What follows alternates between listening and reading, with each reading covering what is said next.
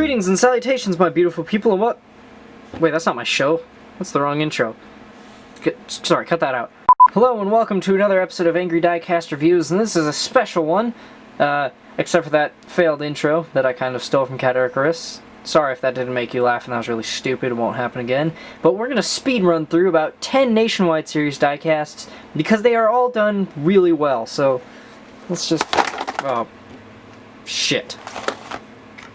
Here, let me fix that. There we go! Except you can't see all of them. Wow, I didn't frame that shot up very well. Anyway, yeah, zoom out. These are the 10 diecasts that I'm just going to kind of speed run through because it's not really worth going into detail of all of them. They're all done really well. They're all in the old mold because they're Nationwide cars. All of them except the 88 and 33 are from this year. So let's get to it. I'm just going to speed run through. Here's the first one. It's Ryan Reed's car. He's currently a rookie driving for Roush Fenway Racing in the Nationwide Series, and this diecast is done very well.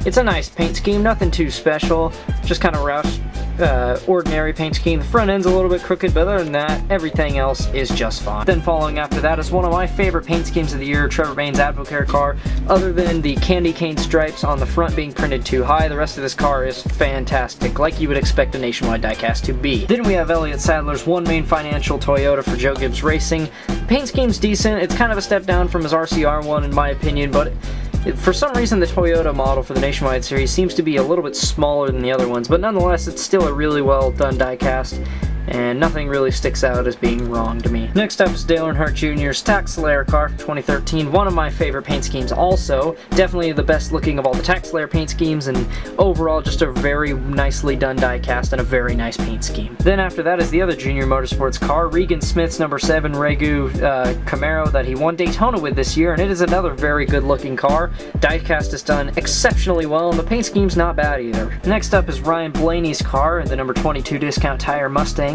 Paint scheme that's remained stagnant for almost 5 years now, yet still looks good even on the Mustang body, and it's much more likable when a guy not named Brad Keselowski or Joey Logano is behind the wheel of it. Then next up is another car from 2013. It's Matt Crafton's Rheem/Menards car, one of the ones that's kind of a weird sponsor mix-up, but nonetheless it's one that I've always had a soft spot for. I love the neon yellow Menards car and that black stripe down the middle. It adds a little bit, but it's kind of a weird combination, but in my mind it works. And then next up is my favorite Nationwide Series driver and paint scheme in Brian Scott's Shore Lodge car. So much better looking than that stupid plain black car he drove for that awful team Joe Gibbs. Not really awful, but still, hate Joe Gibbs Racing.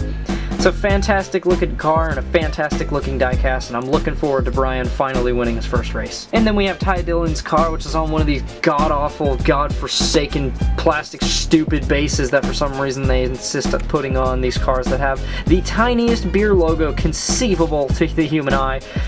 Nevertheless, though, this is a nice paint scheme and a really nicely done diecast, other than the fact that it's got these stupid screws holding it in. I got the fact where I literally just ripped it off and stripped them out.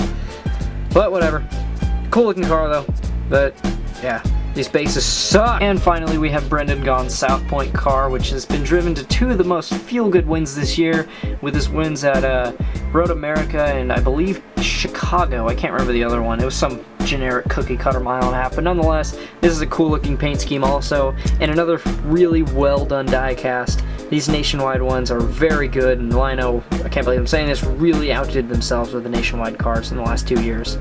So there you have it. That was my Nationwide diecast review speed round, and you know, if you didn't pick up anything from the fact that I just bought 11 Nationwide Series diecasts and a 12th one coming in the mail, if you really can't guess what I'm planning on doing after Makita Truck Series Race 4, then let me just put up an obvious hint up on the screen for you.